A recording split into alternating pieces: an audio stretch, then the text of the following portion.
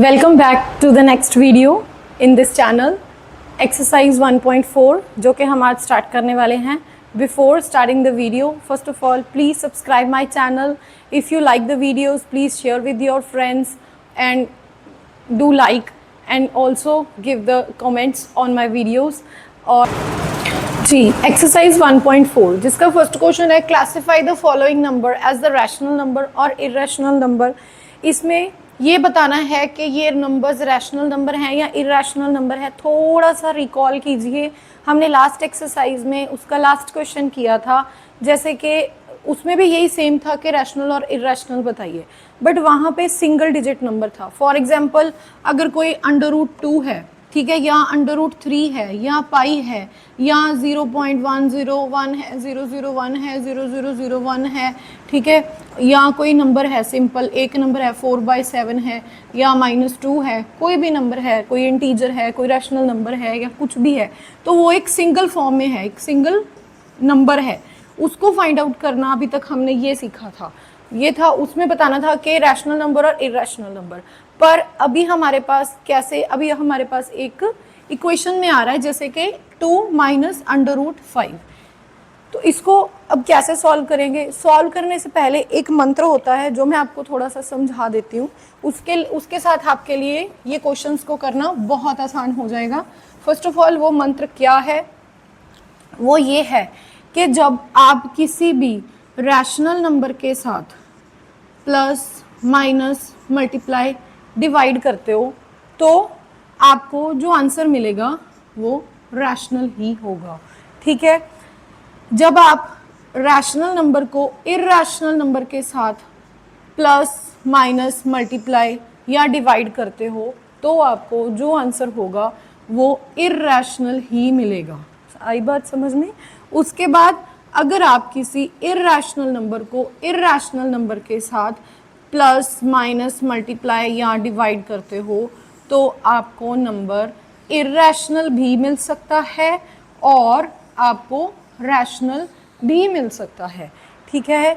ठीक है बच्चे, ये देखना पड़ेगा कि नंबर्स क्या हैं, सॉल्व करके ही पता चलेगा, मतलब कि उसको ऐसे देख के नहीं बता सकते। जब आप उन दोनों को सॉल्व करोगे, irrational plus irrational, irrational minus irrational, irrational multiply irrational, तो क्या आता है? इरेशनल भी आ सकता है, रैशनल भी आ सकता है, ठीक है। तो अभी जो हमारा क्वेश्चन नंबर 1 है उसको हम देख लेते हैं।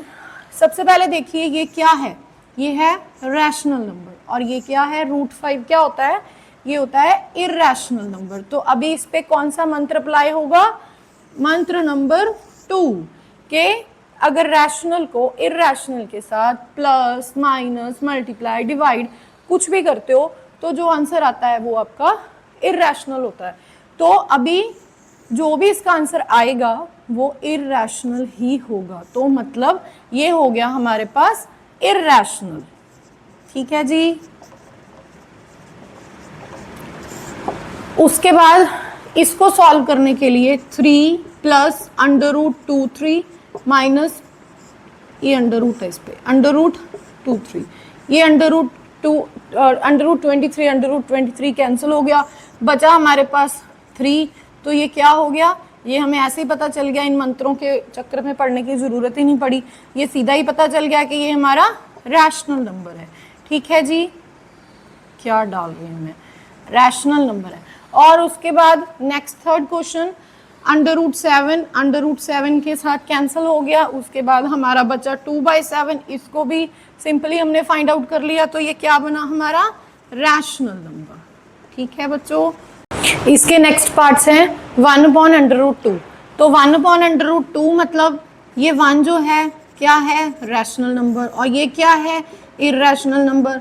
तो इसमें मंत्र लगाने पड़ेंगे, रैशनल को इरेशनल के साथ माइनस प्लस मल्टीप्लाई डिवाइड कुछ भी करेंगे तो वो क्या आएगा? इरेशनल। तो अभी यहाँ पे डिवाइड हो रहा है रैशनल के साथ इरेशनल, तो ये नंबर क्या बन गया? 1/√2 क्या बन गया? ये बन गया इरेशनल नंबर। क्या कर रही मैं?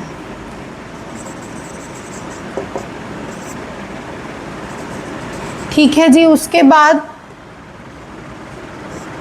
2 पाई तो ये 2 क्या है, रैशनल, पाई क्या है हमारा, इर्रेशनल। ठीक है, तो ये भी क्या बन गया, इर्रेशनल नंबर। ठीक है जी, ये था हमारा फर्स्ट क्वेश्चन एक्सरसाइज 1.4 का। अभी जो हमारा सेकंड क्वेश्चन है, सिंप्लीफाई द फॉलोइंग एक्सप्रेशंस। ये हमने एक्सप्रेशन सॉल्व करने 8th क्लास में भी सीखे थे, जिसमें हमने ब्रैकेट्स को सॉल्व करना होता है। तो ब्रैकेट को सॉल्व करने का कौन सा वे होता है, अगर ब्रैकेट के डिजिट्स डिफरेंट है तो सबसे पहले फर्स्ट नंबर को 3 को हम किसके साथ मल्टीप्लाई करेंगे, 2 के साथ। फिर उसके बाद 3 को किसके साथ मल्टीप्लाई करेंगे, अंडर रूट 2 के साथ। फिर उसके बाद अंडर रूट 3 को किसके साथ करेंगे, 2 के साथ। और फिर अंडर रूट 3 को किसके साथ करेंगे, अंडर रूट 2 के साथ। कोई बात नहीं, घबराइए नहीं, मैं आपको करके दिखाऊंगी। जैसे कि 3 फर्स्ट वाली ब्रैकेट में 3, उसके बाद 2 प्लस अंडर रूट 2, फिर उसके बाद प्लस अंडर रूट 3। इसका पहले ये ले लिया, फिर under root 3 plus under root 3 ले लिया, फिर यही का यही सेम टू सेम आप इसमें लिख देंगे 2 प्लस अंडर रूट 2। ठीक है, आई बात समझ में बेटा यहाँ तक। उसके बाद 2 3 जार 6 plus 3 under root 2 plus 2 under root 3 plus under root 6। Under root 3 into under root 2 क्या होता है, अंडर रूट 6। मल्टीप्लाई हो जाते हैं, अंडर रूट्स भी मल्टीप्लाई होते हैं। ठीक है, 6 प्लस ये अंडर रूट 2 है, ये अंडर रूट 3 है, तो ये प्लस नहीं हो सकते। अंडर रूट्स वाले अंडर रूट्स के साथ मल्टीप्लाई हो सकते हैं, बट प्लस माइनस नहीं हो सकते। अगर अंडर रूट 2 और यहाँ भी अंडर रूट 2 होता, फिर ये प्लस हो सकते थे। जैसे हमने अलजेब्रिक एक्सप्रेशंस में किया हुआ है कि एक्स एक्स के साथ प्लस हो सकता है, वाई वाई के साथ हो सकता है। उसी तरीके से अंडर रूट सेम होंगे तो प्लस माइनस हो सकते हैं, अदरवाइज नहीं हो सकते। तो ये सॉल्व नहीं होगा, तो ये एज इट ही हम इसको ऐसे ही लिख देंगे। तो ये आपकी इक्वेशन सॉल्व हो गई। ठीक है जी, ये आ गया आपका आंसर। इसके बाद नेक्स्ट क्वेश्चन है 3 plus under root 3, 3 minus under root 3। अभी ध्यान से देखिए, ये एक इक्वेशन बन रही है। कौन सी इक्वेशन बन रही है, a plus B, a minus B. तो इसको हमने किसके इक्वल सीखा था, a square minus B square. तो अभी इसमें a क्या है, वो हमारा 3 है, 3 का square minus according to the formula b under root 3 का स्क्वायर। 3 3 जार 9 minus under root 3 into under root 3 3, क्योंकि अंडर रूट के बाहर under root into under root cut जाता होता है और बाहर 3 एक ही निकलेगा। और इसके बाद 9 में से 3 गए 6। That is your answer. आई बात समझ में यहाँ तक। क्वेश्चन नंबर 2 का नेक्स्ट पार्ट है under root 5 plus under root 2 का स्क्वायर। अभी ये कौन से इक्वेशन की याद दिलाता है, हमें 8th क्लास में किया था। a प्लस बी का होल स्क्वायर किसके इक्वल होता है, a square plus 2ab plus B square. अभी a इसमें किसको डिनोट कर रहा है, ये b इसको डिनोट कर रहा है, मतलब a अंडर रूट 5 को डिनोट कर रहा है और b अंडर रूट 2 को डिनोट कर रहा है। ठीक है, तो अंडर रूट 5 का square according to the formula 2 into under root 5 under root 2 plus under root 2 का स्क्वायर। ठीक है जी, 5 into under root 5 into under root 5 is 5 plus under root, मैंने बोला ना आपको कि अंडर रूट जो है वो मल्टीप्लाई तो हो जाते हैं चाहे वो डिफरेंट हो। ठीक है, तो under root 5 into under root 2 into क्या बन गया, अंडर रूट 10। तो ये बन गया 2 अंडर रूट 10 एंड ये बन गया 2, और ये दोनों सॉल्व हो जाएंगे। क्या बन जाएगा, 2 under root 10 plus 7। That is your answer. आप इसको ऐसे भी लिख सकते हो 7 प्लस 2 अंडर रूट 10। ये भी गलत नहीं है, ये भी सेम ही है। ठीक है, इसके बाद है फोर्थ क्वेश्चन। इसमें a minus B, a plus B, पिछला अभी सेकेंड पार्ट में हम अभी करके आए हैं, उसमें a minus B, a plus B is equals to a square minus B square. तो ये क्या हो गया, अंडर रूट 5 का स्क्वायर माइनस अंडर रूट 2 का स्क्वायर। तो ये क्या बन गया, 5 minus 2 equals to 3। That is your answer. ये था हमारा सेकेंड क्वेश्चन ऑफ एक्सरसाइज 1.4 का। हाँ जी, थर्ड क्वेश्चन है recall pi is defined as the ratio of circumference. मतलब इस क्वेश्चन में इन्होंने पूछा क्या है कि जैसे पाई जो है वो इर्रेशनल नंबर है, ठीक है, बट हमने इर्रेशनल नंबर्स कौन से किए हैं, एक तो जो अंडर रूट वाले होते हैं वो होते हैं, एक जो पाई होता है वो भी इर्रेशनल नंबर कंसिडर किया गया है, और एक डेसिमल वाले होते हैं जो नॉन टर्मिनेटिंग है, नॉन रिपीटिंग वाले होते हैं। ठीक है, बट ये कह रहे हैं कि जब पाई की वैल्यू, मतलब जो पाई को हम P अपॉन क्यू की फॉर्म में क्यों लिख रहे हैं, मतलब सबसे पहले मैं P अपॉन क्यू की फॉर्म समझा दूं आपको। ये क्या कह रहे हैं, the ratio of the circumference say C and the circle to its diameter is say D। मतलब इन्होंने पाई की वैल्यू को इस क्वेश्चन में C अपॉन D लिखा है according to the circle of the circumference of the circle के हिसाब से। सबसे पहले बच्चे सर्कमफ्रेंस ऑफ सर्कल का फॉर्मूला क्या होता है, सर्कमफ्रेंस ऑफ द सर्कल का फॉर्मूला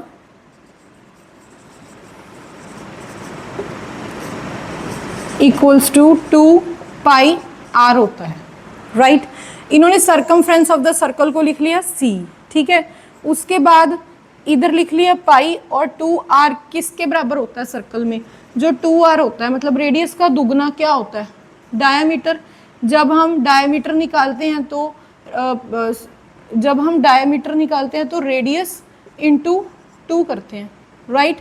तो मतलब जब कहने का मतलब ये सर्कल है और ये इसका सेंटर है और यहाँ से ये इसका रेडियस होता है और ये पूरे का पूरा क्या होता है हमारा डायमीटर, ठीक है। और हम ये करते हैं और करते आए हैं पिछली क्लासेस में कि जो डायमीटर होता है वो रेडियस का दुगना होता है, या ये कह लो कि जो रेडियस है वो डायमीटर का आधा होता है, ठीक है।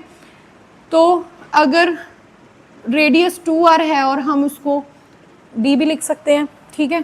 तो हम इसको 2r को क्या लिख सकते हैं, back to the question, 2r को क्या लिख सकते हैं d। तो अभी पाई को हम क्या लिख सकते हैं c, ये d इसके साथ मल्टीप्लाई में है तो d इधर आ जाएगा c अपॉन d, ठीक है। Pi equals to c upon d, या मैंने उल्टा करके लिख दिया, आप कंफ्यूज ना हो जाओ। जैसे पाई इधर था, c है, ये d मल्टीप्लाई में है तो इधर आके क्या बन गया d, ठीक है।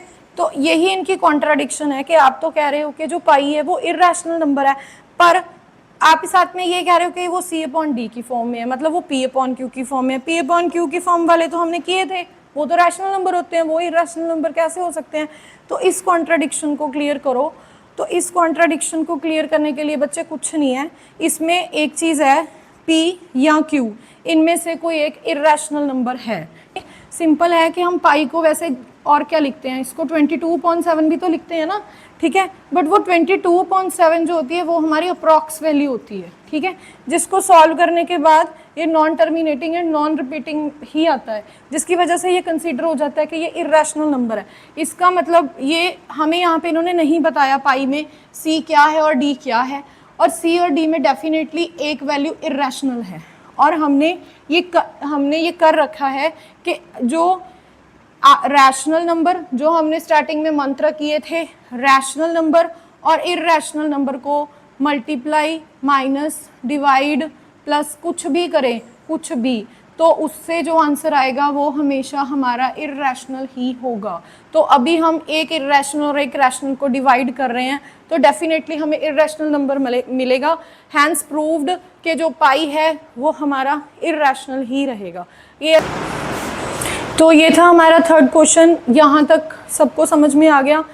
और इसके बाद ऐसे क्वेश्चंस जनरली पेपर में नहीं आते, ये सिर्फ दिमाग ख़राब करने के लिए होते हैं ऐसे क्वेश्चंस, ठीक है। जैसे कि अब ख़राब हुआ है, कुछ नहीं है, ये सिर्फ सिंपल आपकी प्रैक्टिस के लिए होते हैं। थोड़े बहुत जो क्वेश्चंस डाले होते हैं तो फिर भी आप प्रैक्टिस के लिए इसको करना, मैं इग्नोर नहीं करूँगी क्योंकि बुक में डाला है, ठीक है। तो और मैंने आपसे प्रॉमिस किया था डे 1 के एनसीईआरटी के सारे टॉपिक, सारे क्वेश्चंस कवर करवाऊंगी मैं। और इसके बाद यहीं पे हम करते हैं वीडियो का एंड। और अभी जो नेक्स्ट क्वेश्चंस इसके बचते हैं एक्सरसाइज के, हम नेक्स्ट वीडियो में करेंगे। और यहाँ तक इन 3 क्वेश्चंस की और बाकी के जो एक्सरसाइज हैं उनकी प्रैक्टिस कीजिएगा। और good luck, have a nice day, thanks for watching.